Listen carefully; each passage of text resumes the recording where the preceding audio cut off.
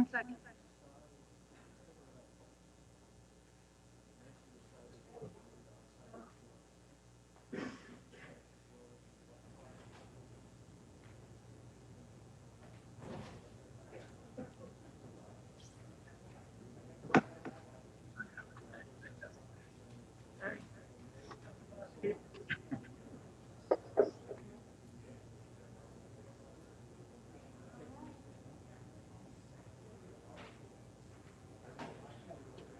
Okay. Supervisor.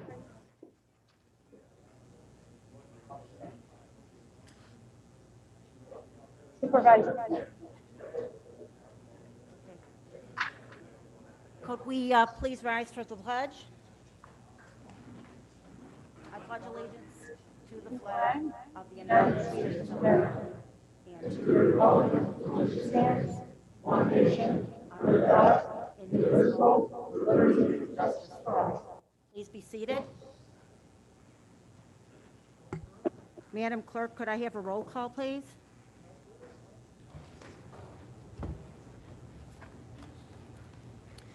Councilmember Christine Adamczak. Councilmember Linda Hammer. Councilmember Gerald Kaminsky. Councilmember Brian Nowak. Present. Councilmember Brian Polarski. Councilmember Richard Rusiniak. And Supervisor Diane Benchkowski. Present. We have a full board tonight. First item of discussion was the town board resolution items. If you could, Madam Clerk, can we get those up on the screen as we go through them? Thank you, Councilmember.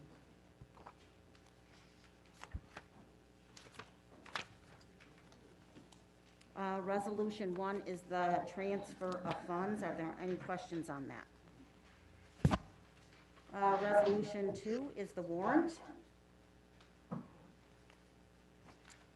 Resolution 3 is the special use permit for 4945 Genesee Street, the town automotive vehicle storage repair. Any questions on that? And then on 5 is also accepting the site plan. Then we'll be accepting the site plan at 2115 Walden. And 6 is accepting the site plan for 4796 through 4800 Transit Road. Sean Hopkins, you're here tonight, so if the board has any questions, he is here to answer them. Because he'll have to leave for another meeting, or the regular meeting. Okay, Sean, thank you for being here tonight. You too.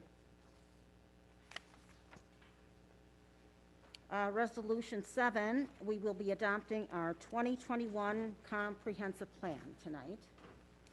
We haven't adopted a plan since 1992. And number 8 is the negative seeker. I guess I have a question. Don't we have to do the negative seeker first, Camille, or no? Or... Okay.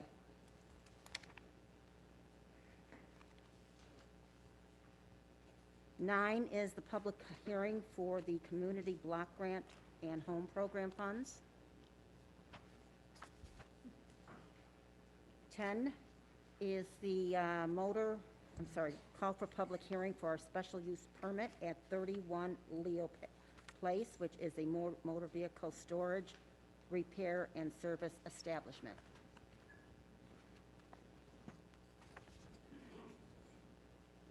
'11 is for another public hearing for the special use permit at 2070 and to 2074 Clinton Street. It's the Ray's Restaurant, outdoor dining, seating area, and serving of alcoholic beverages.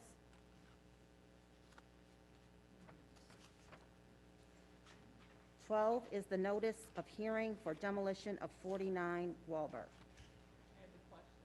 Yes. What is the price on these demolitions? Could you speak up here, Councilman, or I'm sorry, Rick Coburn, Department Head?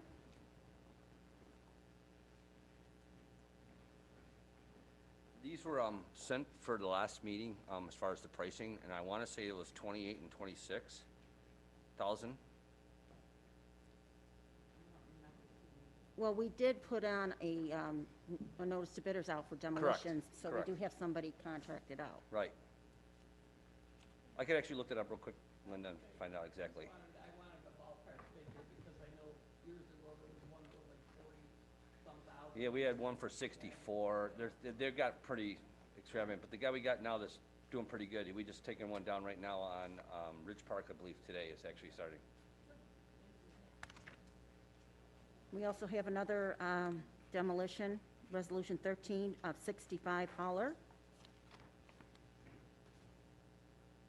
And Resolution 14 is to authorize the purchase of endpoint management systems.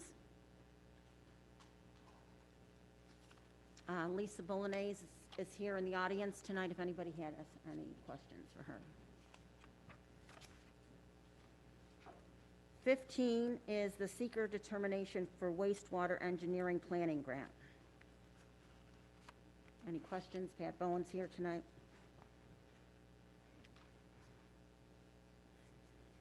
And 16 is the retain the engineering consultant for the wastewater engineering planning grant work.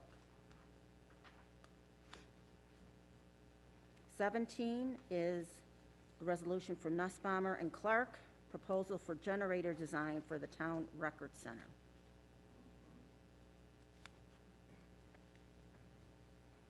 And 18 is the wastewater utilities operational technology upgrade.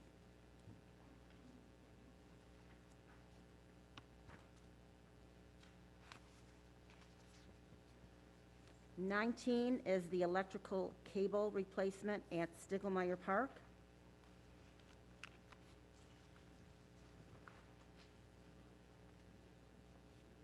'20 is the authorized supervisor to execute memorandum of understanding with Erie Community College Hockey.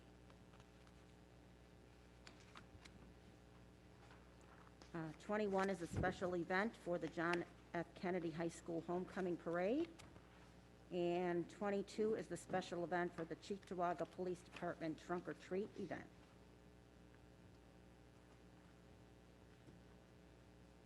'23 is the youth and recreation transfers. 24 is the youth and recreation terminations. We have a whole list. 26 is the hiring and termination of part-time and seasonal employees.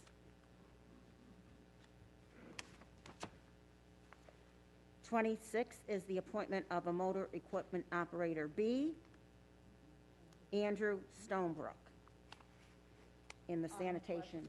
Yes. Has this young man gotten his physical yet? I think he was already employed. Is Scott Colwell here tonight? Brian Horsman?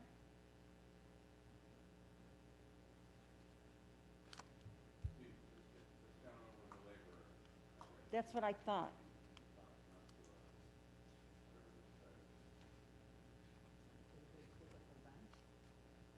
I'm sorry, Councilman. Did he get his physical back when he became a laborer? Could you, make sure you speak into your microphone? Not sure why Brian Horsman's not here tonight. Oh, that's right, he is. Brian Kraus, can you look up what his date of employment was?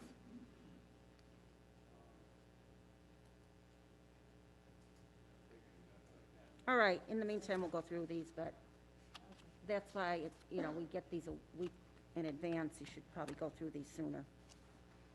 Appointment of laborer for the sewer maintenance. It's a temporary. Sewer has an opening for a temporary, and one of the union members bid, Colin Zawatsky. 28 is a travel authorization for the police department. 29 is a travel authorization for the assessor's office. And we have a few items under the suspension of rules. One is the approval of a special use permit at 3755 Union Road, Texas Roadhouse, outdoor dining and seating, and the serving of alcoholic beverages. And resolution 2 is to accept the site plan of the Texas Roadhouse on Union Road. Number 3, I'm going to ask to pull. I got a late afternoon call, and we might not be able to apply for this grant. There's something has held it up. I don't know. Camille, did you just want to say what happened with this? You've been... Yes, come up real quick. Yeah.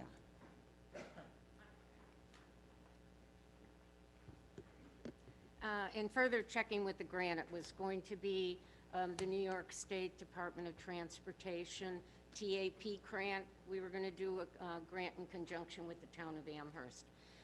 In further reviewing the grant applications, you can't use two towns together. So Amherst is going to apply for the majority of the grant. Some of the work will come into Cheektowaga, but it will be done at no cost to Cheektowaga. And the only thing that will be needed for the application of this grant will be for the town of Cheektowaga to write a letter supporting the grant that Amherst will be doing. And this will be done at no cost to the town. And yet work will be done within the town. So you'll let us know when you need that, if they get the Yes. grant? And We then, will. and Yeah. what our portion is and what they will Yeah. be doing. Okay, Okay. thank you. Does anybody have any questions? No? Pardon? How much work do they plan on doing in town? Do you know? They're going to just do striping around the Harlem, Kensington Road area.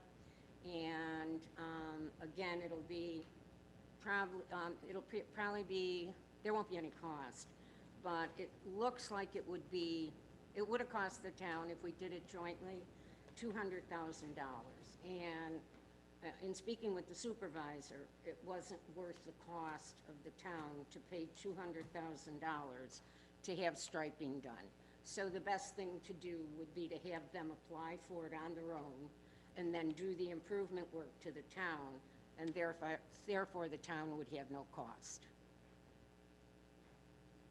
So I can get you exactly, as soon as I get exactly what they're going to be doing. Well, we won't know. We'll make sure They're we get applying, so we don't even know if they're going to get the money, so. Right. They're going to apply without us. They're going to apply. Once they get the money, let's see what they plan on And doing. that's, if they get the grant, then they will work into the town, and they will let everybody know exactly what they're going to be doing. Okay? Okay, thank you, Camille. You're welcome. Anybody else before she? Anything else? Okay, so that number 3 will be pulled.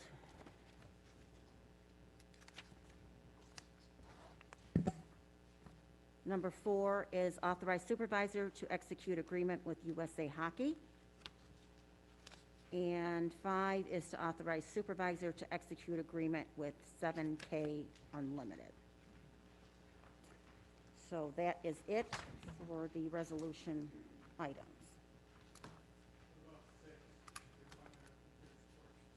Oh. When did that one go on? I guess.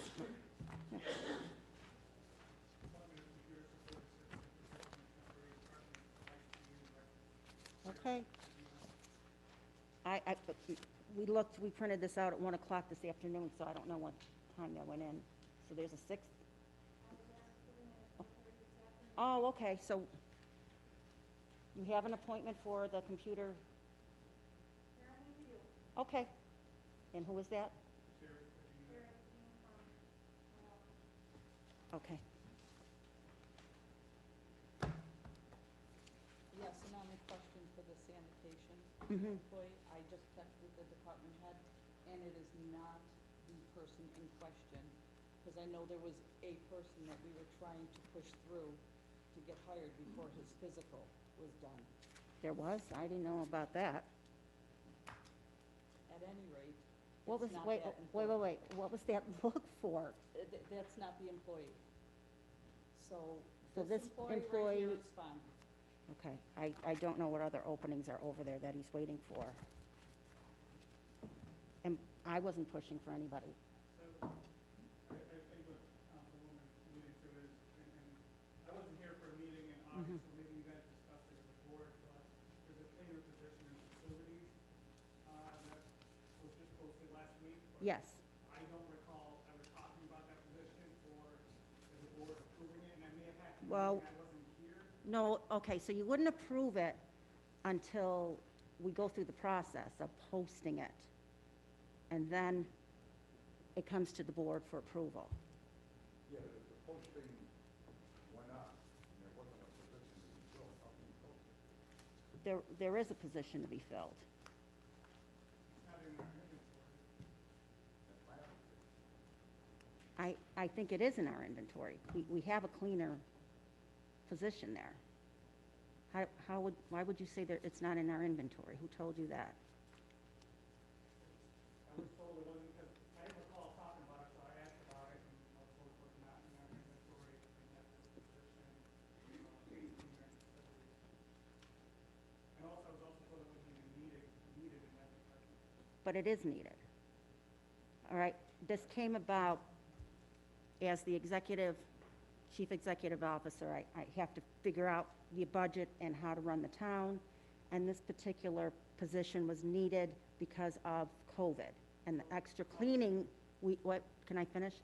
So we need some extra cleaning. We have no day cleaner at the Alexander Building, the ice rink, record center.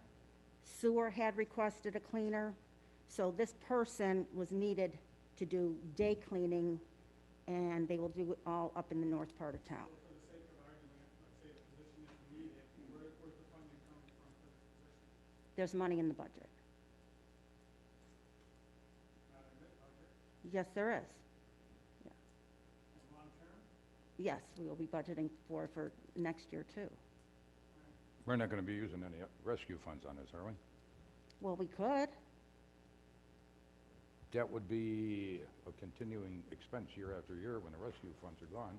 How do we pay for it? Well, then we would have to budget for it. But right now, all it is post it. And then the board has the opportunity to decline it if they wish. But the resident or the employees in the Alexander Center have come to us saying there's no cleaner during the day and especially with more use in that building. There's no cleaner till 3 o'clock. After all day, summer day camp, we have the We3 program, we have recreational activities, and upstairs, all our offices are open. Absolutely, I'm not disputing that or saying that that's incorrect, but we had that conversation before posting such a position and agree as a board to post it then, rather than just. We've never done it that way before. It's based on need. If there was not a position in inventory, yes, we did. I have not heard of not having a position in inventory. Is John C. here by any chance? Can you kind of explain this, John, from your point of view? Do you have an opening and a spot to put somebody in that position? I currently have a cleaner, works second shift, 3 to 11, Monday through Friday at Alexander. We've never had a cleaner besides the one that we've had, recently, At night, correct? during the day. During, We yeah. had part-time staff work, various throughout the day, and then when COVID came, shut down and whatnot, a lot of people left, they were older, and they didn't come back. But the only cleaner I had in my department was the second shift, 3 to 11. But then you had indicated to me that you couldn't find enough part-timers to add additional cleanings because of COVID. And actually, I see an employee from the Alexander Center, Greg, has come to me saying, we don't have enough cleaning here. Yeah, we try, we come, but it's, stretch on staff too. Some days I'm short, and we have other stuff that needs to come too. And then we had a request for a part-time cleaner over at sewer. I know John Ichi doesn't have one, and Records doesn't have one now. I did hire a part-time cleaner, last month. She worked one day I and know. she quit. She quit, right. Yeah. So Okay. she was gonna do record center and the right. So is this position coming out of county budget? Mm-hmm. Yeah. Unless we can figure out a way to take it out of the American Rescue Funds, because it really is, we have to hire it because it's COVID-related. But American Rescue Fund is very strict on being not long-term use, so. Yeah, so that's why we have to figure, well, people, we have that funding till 2026. There is, with the rescue funds, there was never a discussion with the board to use those funds to fund this position. And Councilmember Adamsek, you noted somebody not having a physical. Is there a person that's in mind for this position that you're aware of? Because it seemed that's the impression I got. Yes, there is, and this person is going to replace Kyle Tabalski. His physical is this Friday, and they wanted to put him on the board meeting for tonight to start. And I told them to pull his name until his physical is done on Friday. His name was never on, just so you know, because of the physical part. I had also told Scott that. Okay, well, this did not come from Scott, Mm. and I was the one who told them to pull that name until this physical gets done. Absolutely, but I believe that personnel knew that, and they knew not to put that in. So you and I guess, are getting two different stories. Question, John, question for you again. Hate to bother you. This, am I assuming correctly this is a part-time position? No, I was told to post it full-time. Oh, okay. I did put some stuff out for looking for part-time help. And I had one person apply, Mhm. and, yeah, she worked one day and. So if that isn't really on the agenda tonight, this cleaner, it's still, the posting's still up. So let's just move on to the other item. Well, personally, I think we're doing this a little bit backwards, that the board should have been apprised of posting this in the first place, not in the second place, and I think we're putting the cart before the horse again. Okay, Jerry, I'm sorry that you disagree with me, and that's fine, we can agree to disagree, but we need to move on. There's people who wish to do presentations tonight. First item of discussion, I'm going to ask if we can change the agenda up at the request of Councilmember Pilarski, and give the Veterans Committee a few minutes. They wanted to come to the meeting, so do you have a person that wants to speak? Nelson from our Veterans Committee will start us off.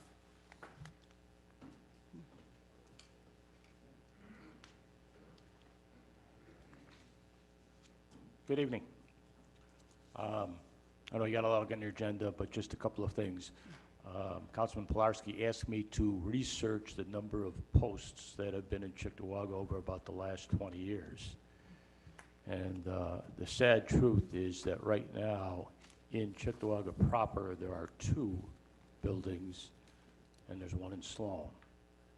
I need to inform you that at the last meeting that I was at, the building that the Leonard Post in is being sold, and they're considering, and they voted on, and the last meeting I went, it was gonna, if they would have voted at that point, it would have went that way.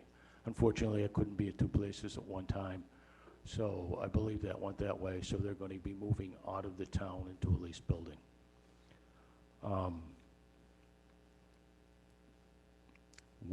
I can give you a list of posts that we have lost. The numbers have dropped, and it's very, very tough on the veterans. I've had to close a couple of these posts myself as the county commander at the time. And for example, Joe, the guy sitting next to me, was a member of 708. We were glad to have him come over to Donovan, but folks were down to 2 posts. We do not have the money to support them.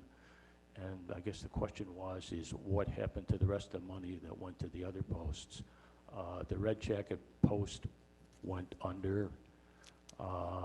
The Purple Hearts went from Chickawaga to West Seneca. And if you go back a long time, the first post where it really started was 2429, which was on Harlem and Genesee. And that post was unanimously supported by the board at the time, so it was kind of shocked the fact that enough pressure was put on them and they had to close that post and relocate to another post. The only thing I'd like to do is make sure that we keep some of this stuff in Chickawaga. I've spent 97% of my life in this town. I think it's a great town. I own 5 properties in this town. And one thing I just wanted to comment too is I was past president of the Historical Society, and to keep some of the archives in our library, and I hit that because I heard the the supervisor talking about it. And the charter for the post on Harlem and Genesee appeared on eBay. Dave Shapura called me and said, and I said, what? This is the document of documents. So Brian went up there, and the next thing I know, he says, I got it. I go, what do you mean you got it? He says, I bought it. And we presented it. So it's back in our town. So we're trying to keep these things for the people that are dedicated. I know this is very controversial sometimes, especially when it gets close to home, but that was a great job in doing that. How many, so you're saying there's only 2 buildings left? Only 2 buildings left. And has the town normally give money to each post? Right. What we're hoping is we could, if we divided that money between 6 posts, and now we only have 2, it would help out. Most of them, including the 40 and 8, is walking a very, very fine line. And that building, that organization is 101 years old. And I don't think I may be wrong, but I don't think there's another one in the state that has that number of years of operation.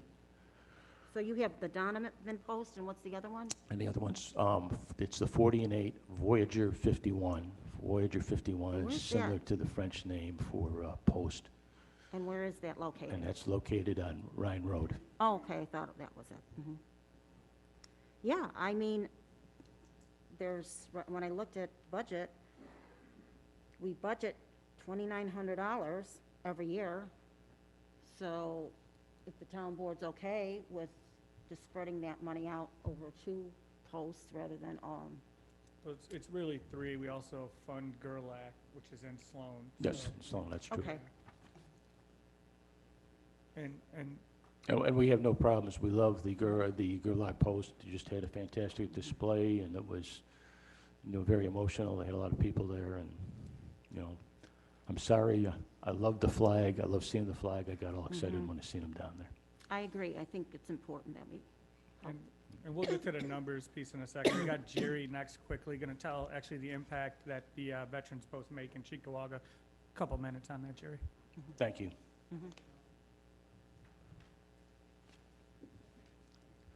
Good evening. My name is Jerry Kowalski. I'm the commander of the Donovan Post here in Chickawaga. I'm here to tell you what we do on a yearly basis. This past Saturday, we had the honor flight meeting and greet and meet meeting at our post. It was a very organizational type meeting. The guys got together with their guardians, and this coming Saturday, October 2nd, they will be on their honor flight going to Washington, D.C. to see the memorials. We have approximately 200 members in our post.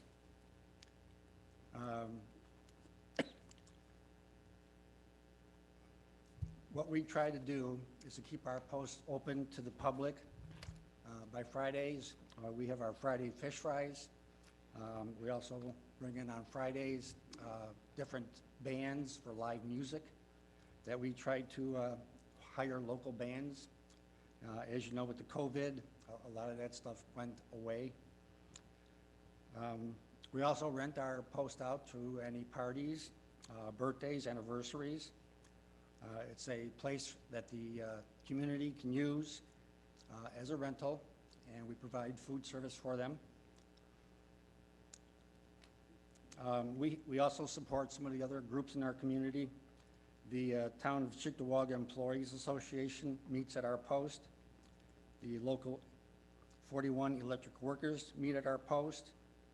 National Fuel Gas meets at our post. The postal workers meet at our post. And just back on the honor flight, they had such a good time there on Saturday. They will be coming back for their 12th mission in the spring and their 13th mission in the fall. So we got them for 2 more years.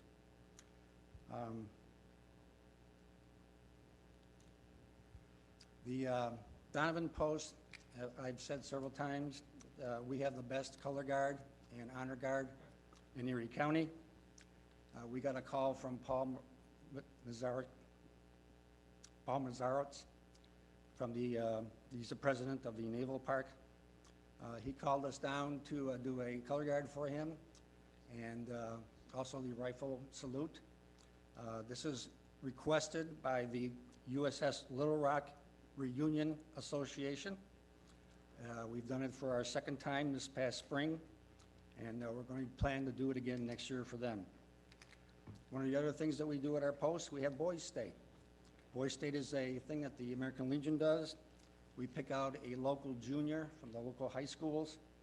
They get them into the program, they're interviewed, and we send them out to a university campus for 1 week where they learn the workings of government at town level, at city level, at state level, and at federal level. And yes, there is a girls' state too.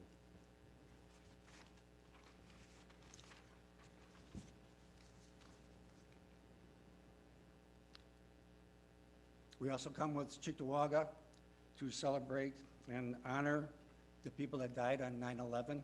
We've been doing that with the town of Cheektowaga for the last several years. We will continue to do that. We participate with Cleveland Hill Elementary School on Veterans Day. The children in the school has a a breakfast for us. The children bring in their parents that are military or veterans. It's a very nice service for us, and they honor veterans that are active and past veterans. On Veterans Day, we also go to Elderwood. It's an assisted living building here in Cheektowaga. It's also in a nursing home. We go there, we support the veterans that are at the nursing home. We ask them to tell us a little about their service. We also sing some songs with them. We have a lady that plays the piano. We sing songs together. So it's a very fun event for us. And I think it's also fun for the members that are in the assisted living. We also are involved with the Post-Restoration Fund. Post-Restoration Fund is a fund that's started by Mickey Kearns, where that we hold events, we raise money, we do grants, and the money that we do raise, we use strictly for veteran posts to get remodeled and improved. The one we did in Sloan, we got some help from Russell Salvatore. The bathrooms were not ADA compliant. Russell helped us out with that program.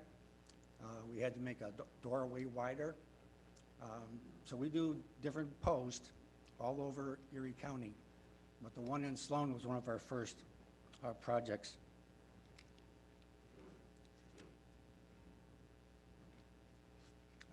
Another thing that the Post-Restoration Fund did, this past winter, the 48 building had a problem with the roof. The roof collapsed into the kitchen area, so we needed a new roof fast. The 48 Post did not have the funds to do the repair work, so the Post-Restoration Fund stepped up.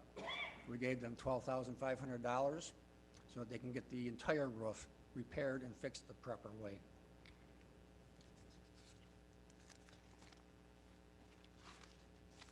Jerry, if I could jump in here. So, I mean, Jerry could be here all night saying all the great things our posts do in our town and our posts that are left, what they do in town. I mean, we started with so many in town, and now we're dwindling down every year. It seems to be one going away, you know, and vanishing. So we're down to like the final 3 now, and it's alarming. It's concerning for all of us as veterans and the posts. And the things they do from Veterans Day to Memorial Day, the 9/11 ceremony, the War of 1812 ceremony, all within town. But there's so much more we'd like to do. We've got a slide on the next one, the final slide there. We look at what other towns do. You know, our neighbors in West Seneca have a beautiful Veterans Park that they put in. Lackawanna puts these nice, beautiful banners down, you know, South Park there with their veterans. Some ideas we have that we would like to do is the same thing. We'd like to have those banners down our main streets, honoring and memorializing our veterans, past and present. There's a plaque there that's somewhere, but it's not in Cheektowaga. I'd like to see something like that in our senior center, those that are part of our senior program, you know, honoring them and hanging up something like that, like John Stigler there. And we're currently working on the Veterans Memorial Park design and finalizing that final design to present to the board, but there's just a quick sketch of it, you know, how it would look in Nob Hill, a vision that the group has. But with that all comes a price tag, and we talked about funding where, you know, there's some funding there for the posts that, you know, $2,900 divided amongst 3 now, but in the past was 4 or 5, and then some other funds there for the War of 1812. Overall, the 2021 budget was $5,200 for veterans events and or services and programs. But you compare that to 10 years ago in 2011 where it was $7,549. That's a 37% decrease, and I'm sure if I kept going back, once the Veterans Affairs Committee was first formed in 1990, I'm sure it was even higher. So it seems like every year more and more is getting cut away from the Veterans Group, even though they have vision and want to do more, but it's hard to do when there's no resources there. So I guess ultimately what we wanted to do today was present on what the Veterans Affairs Group is doing and our posts are doing. I mean, they're one of the top in Western New York. When you're talking about rifle squads and honor guards, they're called all over Western New York. They were just down in Salamanca, I believe it was 2 weekends ago.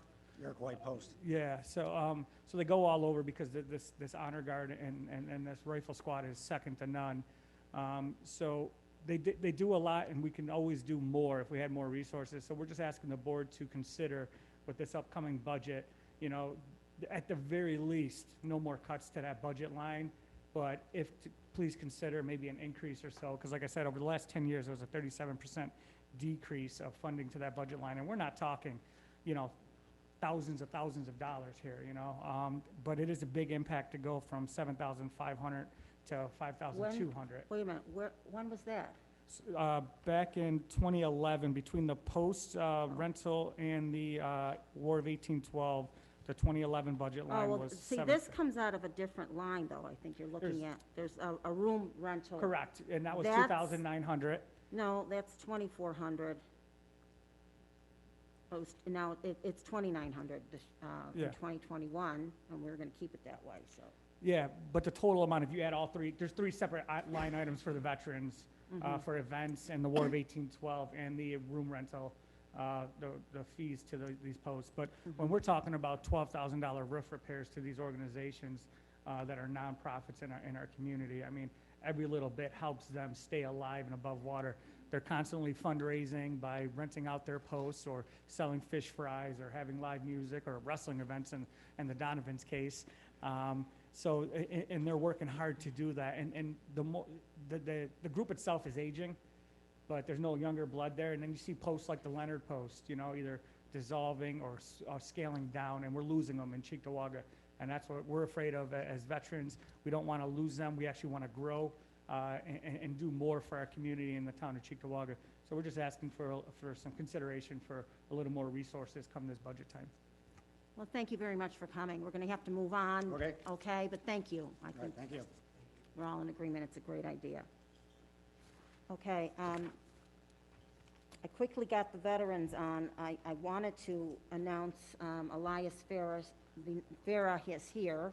He's our new deputy supervisor. Elias, do you want to stand up? Thank you for being here tonight. So, just wanted to let everyone know that Elias is a Town of Cheektowaga member. He's a native of Cleveland Hill Elementary and St. Joseph's Collegiate for high school. He pursued his undergraduate and law degrees at the University of Buffalo and holds an MBA from Canisius College. In addition, Mr. Farah formerly worked at the District Attorney's Office as a prosecutor, where he gained invaluable experience in the courtroom. Mr. Farah has been an advocate in state government and a member of the Sexual Harassment Working Group helping reform laws and involving workplace harassment, discrimination, and fighting to protect workers' rights. And he has served on a number of local school and nonprofit boards and has taken great pleasure in volunteering in high schools with students. So thank you for being here tonight, and if anybody needs any help, so now you know what Elias Ferris looks like. Thank you. Yeah. Did you want? Anybody, anybody in the community, anybody on the board, always give me a call, shoot me a text, anything like that. Pretty available, so anybody I can, And Lynn Ryback has Elias's contact information. anybody need anything, if you need help on any of the things you're working on, just feel free to reach out. Thank you, Elias.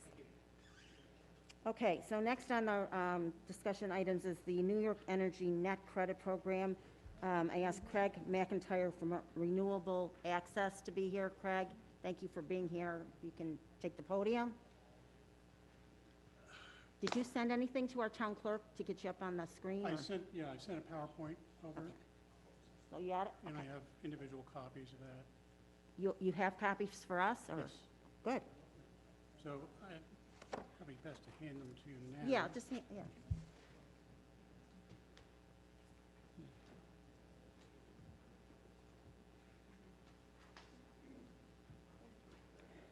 you.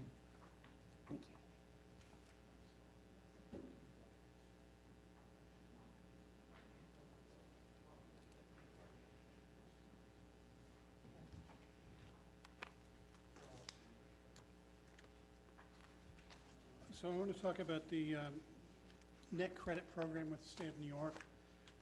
It was designed under the New York Sun program. New York has made a decision to power the grid by renewable energy, 70% by 2030. They changed language and said 100% carbon-free by 2040.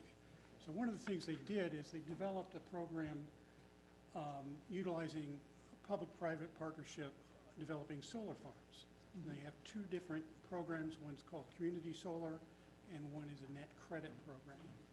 The fundamental difference between the two is the net credit program doesn't have the account restrictions that the Community Solar program does. So what I'd like to do is explain how it works, which then will make sense when it gets down to the kind of the bottom dollar here. There's guidelines in the state of New York where these solar farms get built, the electricity gets generated from solar panels. The utility companies are mandated to purchase that electricity, but they don't pay in cash, they pay in the form of credits. Then the subscribers to that farm, through the developer, receive those credits and they purchase them and they receive a discount on those credits. And that's what's occurring here, is that these bill credits become a currency, so to speak, of solar farms. So subscribers can participate and receive a discount. In the case of net credit programs, it's a 10% discount on their bill credits for the utility bill. And what goes on here is that if you look at a utility bill, you're going to see an SBC charge, a line item charge. That charge pays for all of the NYSERDA programs, including this one. So subscribers or organizations that don't subscribe are paying for the program but not getting any of the benefit of it. So what happens with a solar farm is we simply analyze the usage, allocate bill credits to cover that usage, and one of the new developments in New York is that they're no longer generating an invoice for those bill credits. What they're doing is putting the net savings credit directly on the bill. So there's no third-party payment any longer. There's no account reconciliation. Did I get the credits versus what I'm being charged for? It's just the net savings. And so essentially it becomes a sign and save program. It's a very easy process to manage. The savings on the bill credits is a guaranteed 10%. It applies only to the national grid portion of the bill. If you have third-party supply, usually municipalities have a co-op or consortium, they're being billed for separately, that's not covered. But you simply get a 10%, essentially a 10% discount off your national grid bill. Not NICEAG, just National Grid? Because we have, We have NICEAG as well, I have a different developer that represents NICEAG. okay, because we have, part of the town has National Grid. I have that, Wayne County did Okay. the same thing, they had some NICEAG and that, actually they had some RG&E as well. So I hate to say it in this kind of context, but it's free money in the sense that there's no cost to enroll, there's no equipment to install. There's a 10-year commitment, but that is just simply to receive those credits and that discount for that 10-year period. The customers get 2 5-year options on their side, so they can choose to continue. And we cover essentially 90% of the National Grid bill or NICEAG bill, and that 10% leaves a buffer in case usage goes down, you don't want excess credits. So in a nutshell, that's it. It's a sign and save program under the guidelines of New York State. Essentially no risk to any subscribers. So what would the town have to do? They would have to sign first in order for the residents? They have This to sign- actually is for the town's usage. not for Okay, the so no residents. residents? No residents. Okay, so for the town's usage, okay.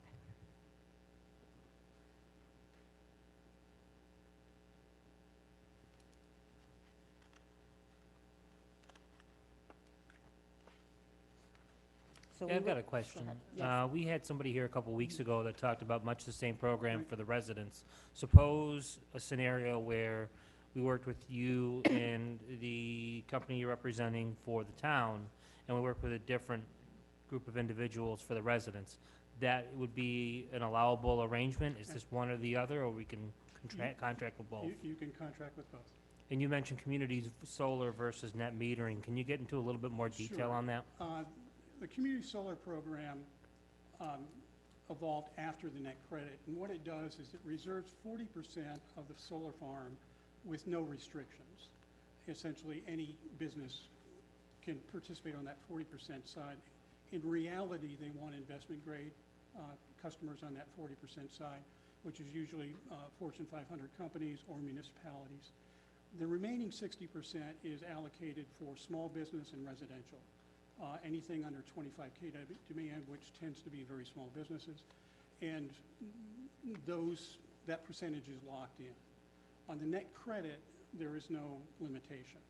So as an example, I was working with the village of Menads, south of Albany, and we could only, on community, we could only cover approximately 30% of their accounts because they were under 25K demand. We couldn't cover the rest. There wasn't any available, what they call anchor space on that 40%. On this particular net credit program, we don't have those restrictions. So it really works well for municipalities and larger organizations because we can cover all of it. And as far, I see, the second from the last page you handed out to us, it says project locations. I see one in Delavan, we've got Verona, Pompeii, and a few in Ticonderoga. Are there closer ones to us, or? No, there aren't. But the way that the program was structured, it used to be that they limited subscribers to what they called load zones, which tended to be geographically oriented. One of the developments in the state of New York is they now allow it on a utility-wide basis. So you could have a farm in Albany that would service customers in Buffalo. And it gives more flexibility for the program. The reality is those farms are generally located in areas where land is cheaper. I mean, that's just the reality. So you tend to get some farmlands, as long as they're in a National Grid area, any National Grid subscriber can enroll or subscribe to that output. And last question I had is, if the town were to opt into this, say, January 1st of next year, will we be locked into a certain term? It's a 10-year agreement, and then 2 additional 5 years of the subscribers opt in on it. Okay, thank you. So just so I heard correctly, you do not necessarily have to have these solar farms in Cheektowaga for Cheektowaga to benefit from this service? That's correct. That's correct. And that really opened up the program, because one of the problems when you had load zone is that you had to find customers right in that area. And so if there weren't solar farms in a particular town or in that small geographical area, you couldn't participate. So that's part of the evolution of solar farm development, is to open it up on a utility-wide basis. So can you send us an agreement that I can pass around to the board in the future so we can know what we're... I actually have an agreement. Oh, okay, that's great. And I can also email a copy of it so that you can distribute it. And what we like to do, because we understand a 10-year commitment is a serious commitment, is we like to take a look at your usage and your costs, and then we do an analysis and show you what you can save over that period That would of be time. good too. We could see Because that. otherwise, it's just theoretical numbers. You know, I don't know how much you guys use, and you don't know what the savings are going to be without those numbers. Okay, do you want to leave that agreement, and then I can send it out to the board and... Okay.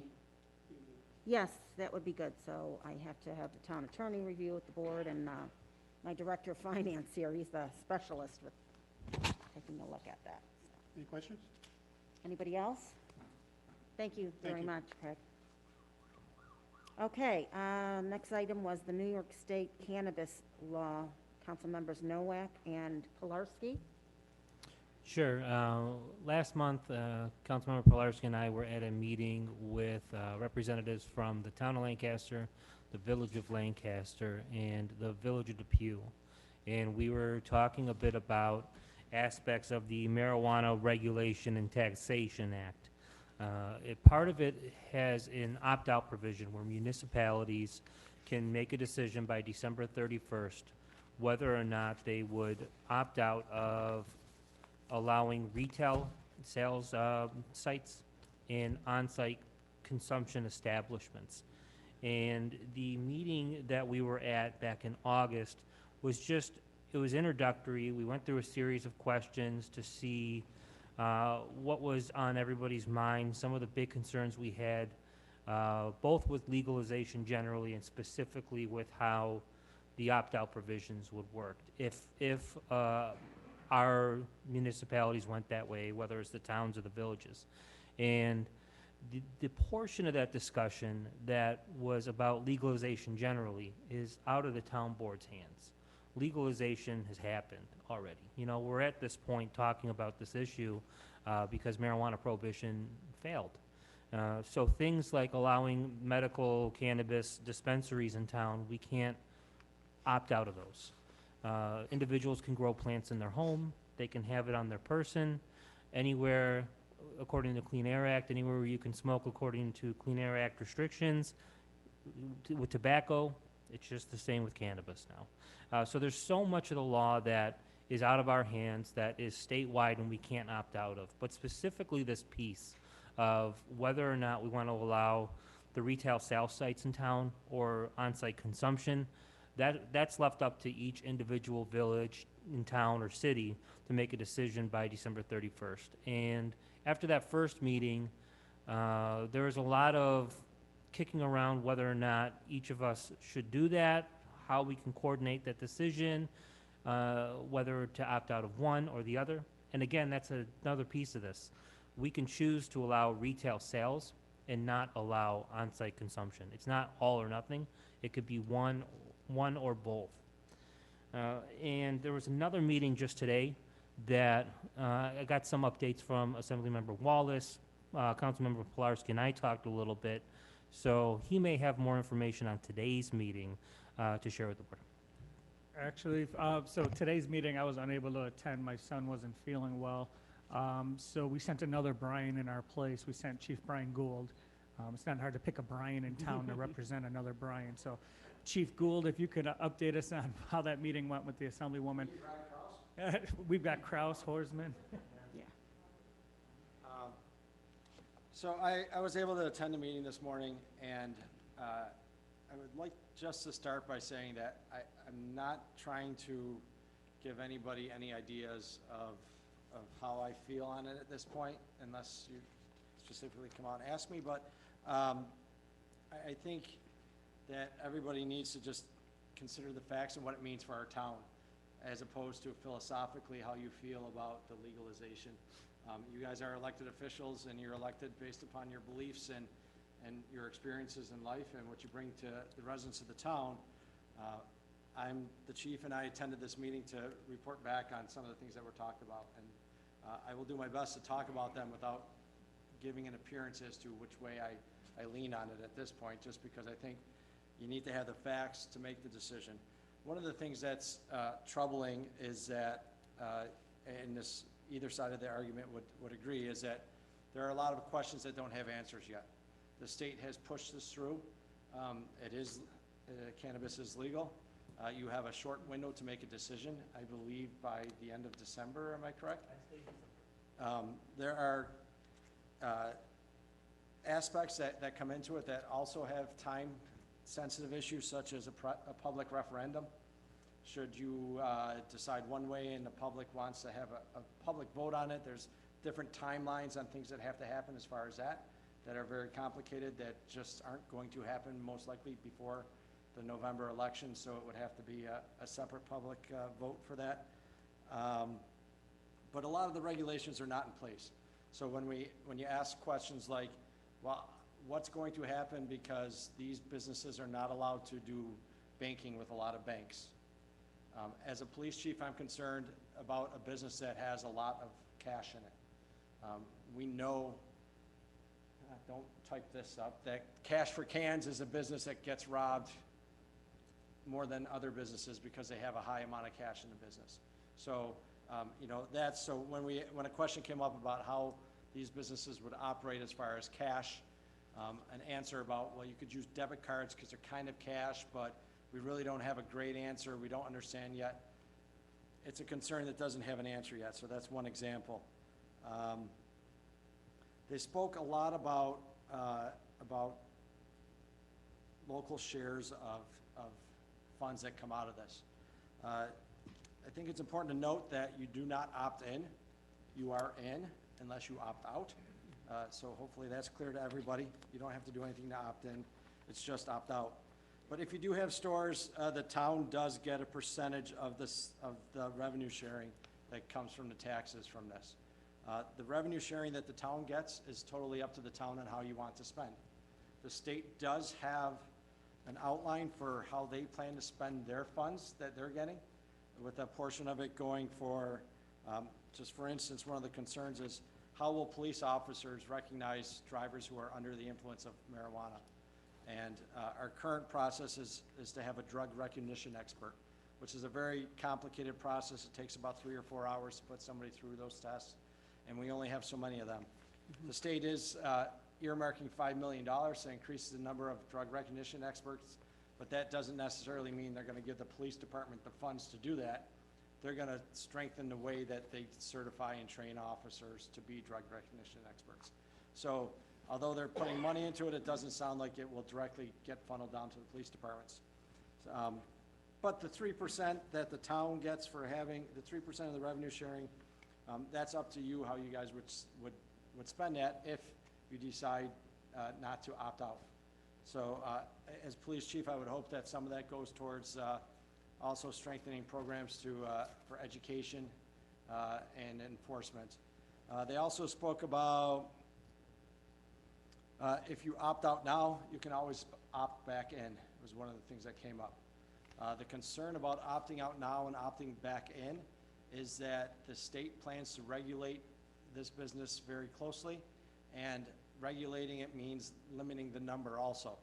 So should you decide to opt out now and you see a neighboring community have a windfall of extra revenues, and then say, okay, we want to get into it now, the state may come back and say that we've have our saturation of dispensaries in your area, according to the information that we got today. One of the things that came up as well are zoning laws.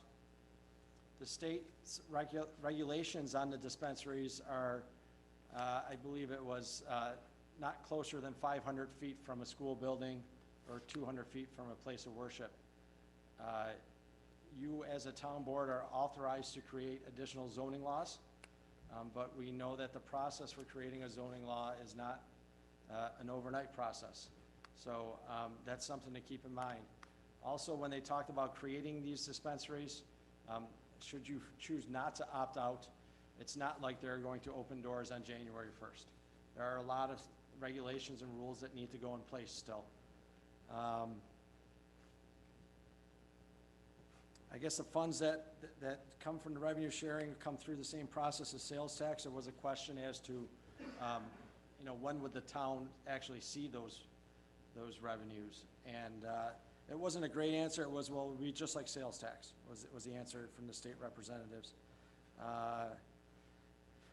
Smoking marijuana. One of the things that came up is, I just don't like the smell of it. It smells horrible. I'm not gonna go somewhere if there's people, like, I'm not gonna walk through, the example that came up was downtown Lancaster. I'm not gonna walk down the street if the whole neighborhood smells of marijuana because I feel that the person brought it up says, I don't like the smell. I think it's something bad, and I don't want to be exposed to that. The response was, it's legal to smoke marijuana wherever you can smoke cigarettes. There are lots and lots of restrictions as to where you can, but you know, when you think about where these businesses would be located within your town, you know, especially if you go with a business where they're allowed to actually consume on property. And I would say is along with somewhere where you can buy it, because if I buy marijuana, I might just go outside and smoke it directly outside. Might not, who knows? You have to consider too, you know, at what point is the public gonna be comfortable with that? I guarantee we will get calls on that, but, you know, it's just something that we would respond. We don't have any enforcement action unless, you know, they're smoking in a park. I believe our town ordinance says you can't smoke in our parks, or most of the areas, right? Unfortunately, no, not yet. Well, part of the parks, right? Right, in that So- pavilion. Yeah, so if you have special ordinances that say stuff, we would be able to enforce that. You know, so those are other things that may come up, you know, that may be another impetus to you to explore further regulations. And those are the things that kind of came up, is that, you know, if you decide not to opt out, what else do you have to think about? And those are the things you guys should be thinking about when it comes to this decision. Again, I would just say that, you know, if the town decides not to opt out, to try to have a good plan about the extra 3% revenue that would come in. I do expect us to have some higher costs when it comes to enforcement for this, when it comes to training. You know, what is a legal dispensary? They talked about who would enforce rules within the dispensaries, such as making sure that they're not selling to underage people, making sure the advertisement isn't, you know, in contrary to the state laws.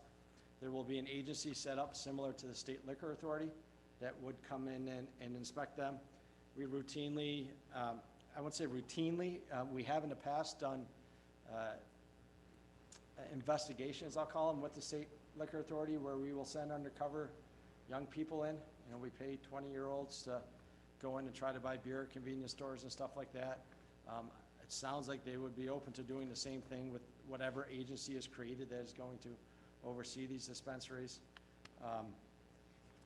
And then it came up again, as Councilman Nowak said, that you know, whether we are philosophically on the same page as marijuana or cannabis legalization or not, there were a lot of agencies and organizations that lobbied for it. There were probably just as many who lobbied against it. I don't know. I wasn't at those meetings. This meeting tried to get into that a little bit, and it was not productive. Both sides who are either for or against it are strongly feel about their beliefs on it.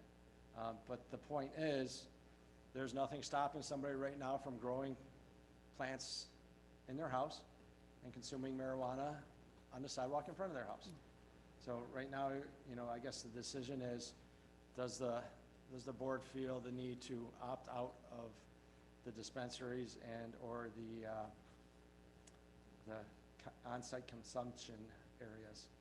So I'm happy to answer any questions that you guys have. If I didn't mention something that you think might have came up or you had a question. Bob Brandon was also there with me, and I don't know if he's comfortable, if I misrepresented anything or, okay. And his name's not Brian anyway, so. Yeah.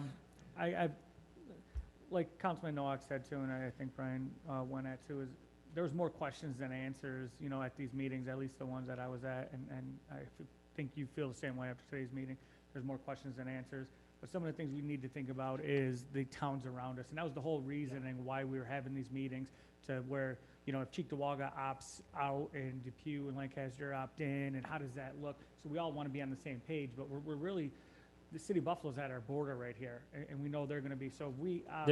Yeah, and I wanted to, I'm sorry to cut you off, but I think it's the immediate surrounding towns. My understanding is Amherst is going to let this go ahead, and so is the city of Buffalo. Yeah. If I understand right, and please correct me if you heard at the meeting, or if you know differently, the town of West Seneca is going to opt out, is my understanding that.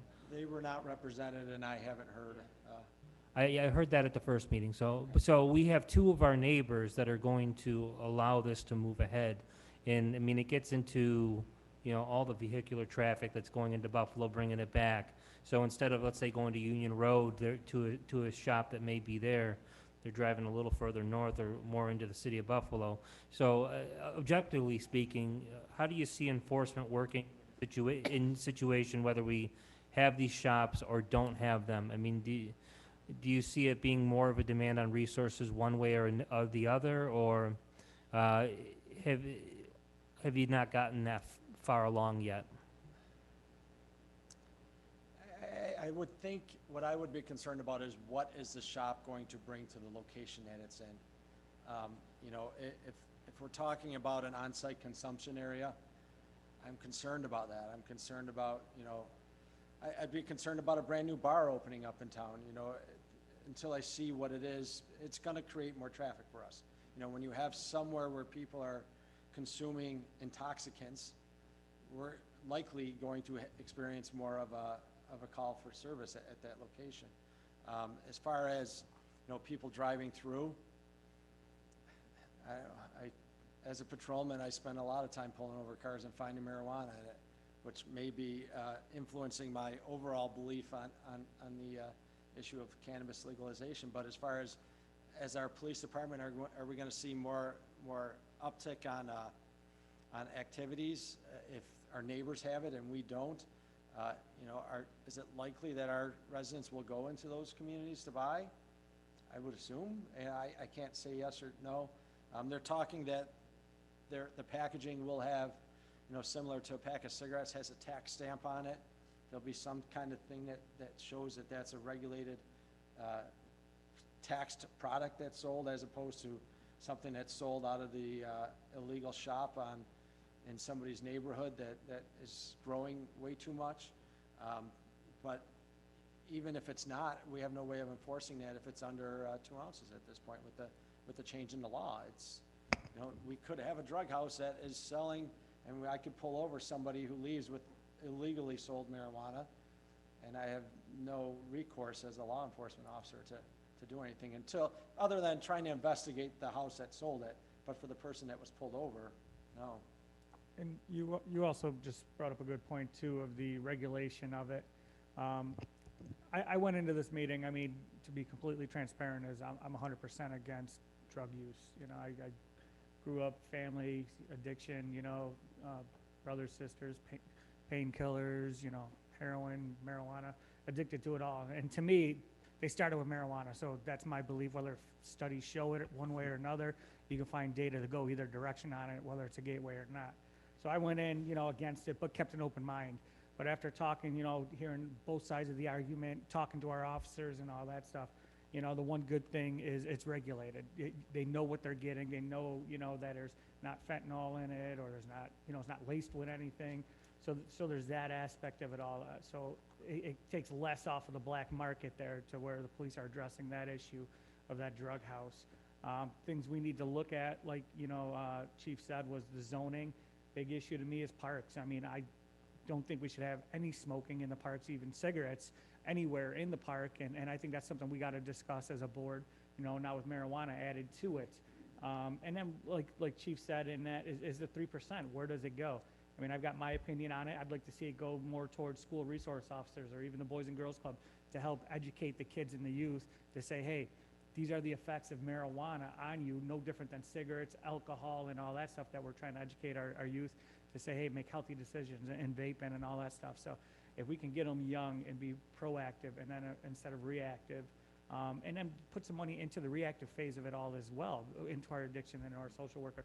So I'd like to see it go more into those areas rather than saying, hey, we've got a 3% extra now, tax increase that we're getting some revenue, and let's go, put it wherever. I'd like to see it into the human service side of it all. Yeah, the banking was brought up, and, there was legislation passed this year, and I don't know much about it, and it was passed just this year. It's called the Cannabis Safe Banking Act, and at the federal level, what they've done is just passed a law to make it easier to allow banks to work with cannabis dispensaries and to provide them banking services. But this is new, and we don't know if it's functioning correctly or if it doesn't tick in until the beginning of 22. I can look a little bit more into that to try to answer that question, but that was brought up at the first meeting, and that's a legitimate question. I mean, it just, even our 7-Elevens in the town, that they have much less money in the registers, and people still go for those, right? But as far as enforcement in the parks, suppose the board went the route of prohibited smoking at all in the parks. Do you have a sense of what enforcement can look like for that? The beginnings of an estimate of resource demand on you? It would depend upon the complaints that come in. I don't see it being something that my officers would drive through the parks purposely looking for somebody, but if you got a complaint about a family's on a playground and there's somebody at the picnic table at the next shelter smoking and it's bothering their kids, it's bothering them that they can smell cannabis being smoked at the next table, it would be nice to be able to go over and tell those people they have to put it out. I don't think that's too much. That's my personal opinion. I don't think it's too much to ask, because I don't know how familiar with it everybody is with it, but you can't miss the smell of burning cannabis, and it's much stronger than the smell of cigarettes. And if it were just cigarettes, like if you bird walk into what Councilman Pilarski was mentioning, I don't see that being a huge resource on us. That I would think that's one of the ordinances that you just hope people comply with, because even if somebody was smoking, by the time we got there, they're probably going to be done with it anyway. So it would be the public relations of we have a new ordinance and we expect people to follow it rather than an enforcement piece. And the board knows my opinion pretty well, that we should just allow us to move ahead. But, I've said a lot, Councilman Pilarski said a lot, the chief has informed us on a lot. I'm open up to the rest of the board now. Questions, comments, concerns you may have on this.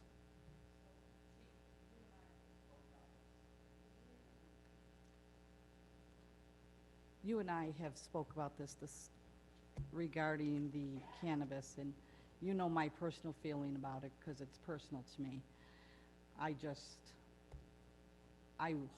would wish that we would just opt out, but that's my personal beliefs on this. But in the meantime, I'm working on a committee for the, as you As shake am your I. head, yes, as yourself, and as Jill Gorman is on for the Clean, Safe Cheektowaga, which is a grant for $125,000 for 5 years that we could get this grant for. So my concern is that if we have a distillery in Cheektowaga, I don't think that we would be able to get this grant. That's my personal feeling. But the board knows that with this aside, my personal feeling is because I had tragedy in my family over the drugs. So I don't know if Jill wants to add. Yeah, if you have any questions, it's actually, I'll take this off so y'all can hear me. It's to become a drug-free community. At the current time, Cheektowaga does not have drug-free community status, so that's what the grant is for. It's really for pretty much what Councilmember Pilarski was talking about. It would be, we would bring in a coordinator who would then work on preventative programs, things like that, educational pieces, presentations. We would be applying for it this coming May. It's $125,000 a year for 5 years, and then you can reapply for years 6 through 10. Councilmember Adamzak and I both spoke. I do agree we would have to be, pretty savvy in how we would word it if we did have it, because I just don't know how it would impact the grant. I could reach out to the Preventative Resource Center, who is the organization who distributes it, and I'd be happy to get some feedback from them for you all, so you have that information moving forward. The only thing I will voice, that one concern I would be, and maybe the chief can speak to this too, we have gone into the schools, we've done the testing for the drug-free community, and what we've seen is vaping is a very large issue, which they were very surprised about. And with vapes, you can put anything in it, so they said it's kind of out of control in every school. So that would just be my concern. How would you manage then? Yes, it does have a smell and stuff, but once they have it and they're in school, right, that would be just one of my main concerns, if that's something that could be, thought into any sort of regulations or anything that the board would be doing. That would definitely be something that would be an issue. Obviously, it's illegal underage, but we know underage kids still get things. So there is some information that we had, some of our minutes from our meetings, and just some information about the grant. If you have any questions, I'm happy to answer them either tonight, or feel free to give me a call, anytime, and I can try and get you an answer if I don't have it right offhand. Yeah, I'm curious about the grant, because I agree. I mean, I would have put the grant at jeopardy there, but now with it being legalized, would that now fall under a drug similar to alcohol or cigarettes, for the grant purposes? I don't know. Correct, and alcohol is one of the drugs addressed in this, so that's why I could find out more information about that. I think it's, like the chief was saying, it's so new to everybody, and they just kind of brought it out, and there are really not a ton of answers. Or That's they didn't bring it out. frustrating. They didn't bring it out, they just dumped it on our laps, Right, is the problem of exactly. it. I think to speak along the lines with the grant too, though, and again, I'm not trying to sway anybody one way or another. All the things that we need to think about as a town is that, so if we found out that by saying yes to this, we would lose a chance at this $125,000 a year for up to 10 years, by saying no, you're losing the opportunity for the 3%. Now, what is the 3% going to be? We don't know, Maybe it's going to be $50,000 a year, and we will, maybe it's going to be $500,000 a year, and we can do so much more. Maybe we can do everything that we're going to apply for this grant for. I don't know. We don't know how much that 3% revenue sharing is going to be for town. I don't know if anybody has an estimate on it. Right? There's no... No, it depends upon the sales. The more sales there are, the more money you get. It's like a sales tax. So the more it's sold, the more money you get. So, Like California's but, making $50 million yeah, a month. $50 million a month the state of California is bringing in taxes is a number that was thrown around today. At a big state. So, $50 million is for New York State, and what would that equate to a town our size?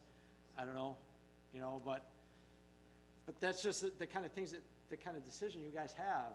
And again, we could talk philosophically why we're for it or why we're against it. As I'm looking at the 7 of you I know stories, I've been there, I know them.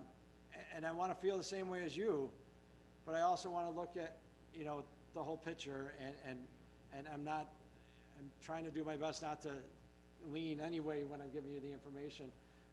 But I think that if you were to not opt out, like Councilman Pilarski says, is just, I would just beg you not to let the 3% just go into the general budget, and to actually earmark it for something that has to do with addressing addiction in our communities and keeping young people safe. Because that's a concern. If an adult wants to go out and get marijuana and smoke, that's fine. Their brain is developed. They've determined what they want to do with their lives, and they're at that. The big concern with dispensaries is that, getting into the hands of our kids. And we need to do everything we can to keep that from happening. Everything I've seen on states that have legalized and set up legal dispensaries, retail shops, on-site consumption, the thought was when we first did this that the black market would just go away, and that hasn't quite happened. The only way you get the black market to really go away is if you've got to set up a market. You know, markets aren't just natural things that exist. It takes work to set them up and to get people to participate in them. It took a long time to get a healthcare exchange together in a health insurance market. You know, it's the same thing with this, that there's already a market, and it's a black market for this product, that if we provide an alternative, a larger supply of what's out there is going to be labeled and regulated and behind a counter. It's not going to happen immediately, but it'll happen over the course of 5 years.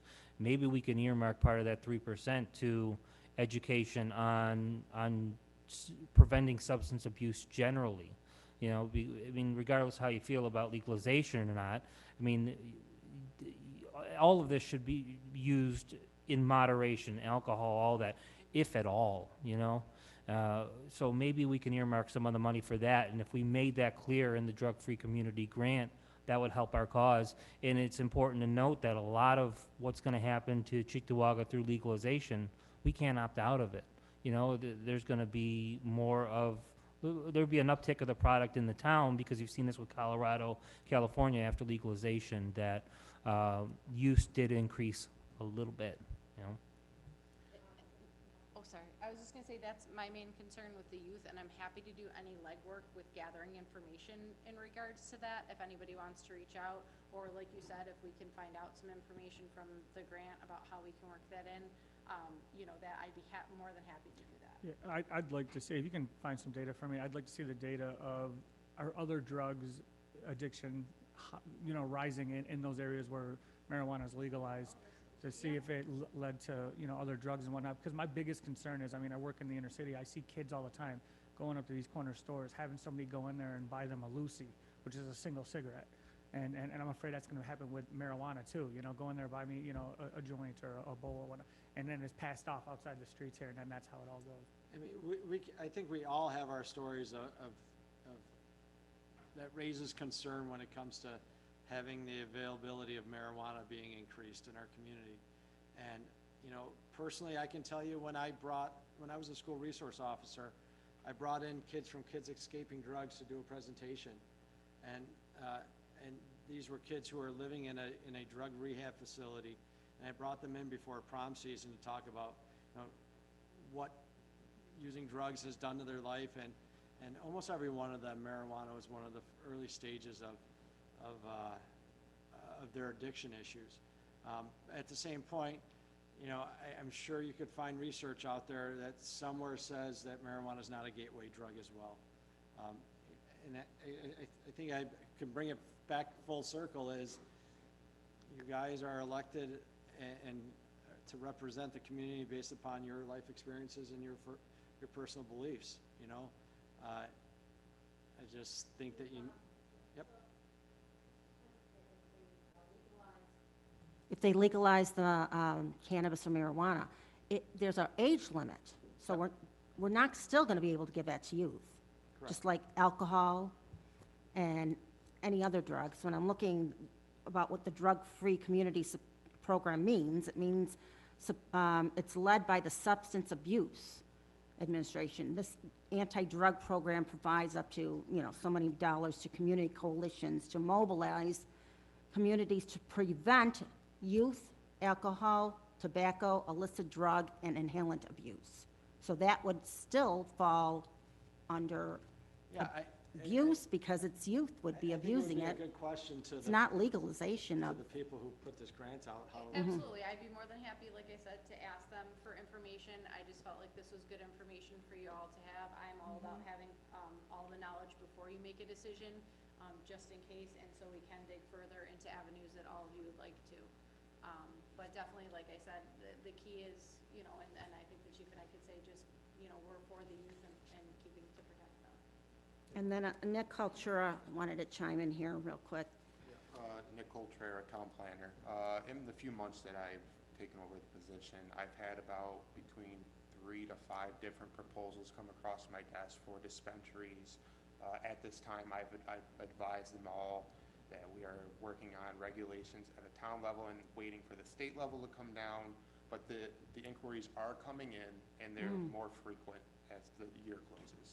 That's the only comment I wanted to add. So can we as a town regulate and limit the amount and say, hey, let's say there's, we're only gonna allow 4, one in the north, south, east, and west, or whatnot. That could be something we could apply to our local zoning as a restriction. Well, Rick possibly. Coburn, do you want to come up to the microphone, because you have a different answer on that? Honestly, the best way is not necessarily through zoning, is regulating licensing. If we're gonna try to do something, we have to offer up a special use operating permit or a licensing that you could actually limit those into certain districts as a permitted right. It'd be very difficult to create almost like our MS issue, like a spot zoning. It's very difficult. So you wanna license it, but not necessarily regulate it through a zoning where it could be permitted.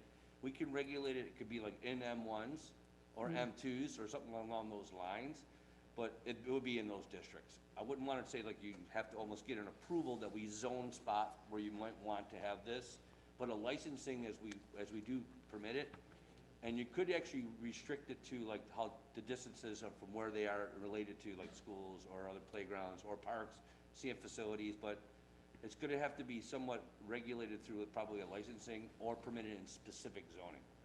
Not to necessarily say that, we could only spot zone it, to say that, from my experience. And I'll think Bob, that was kinda. Yeah, I think too, you could be careful with zoning too. You can't make it to put it in a zone where it's not accessible. It has to be fairly accessible to everybody.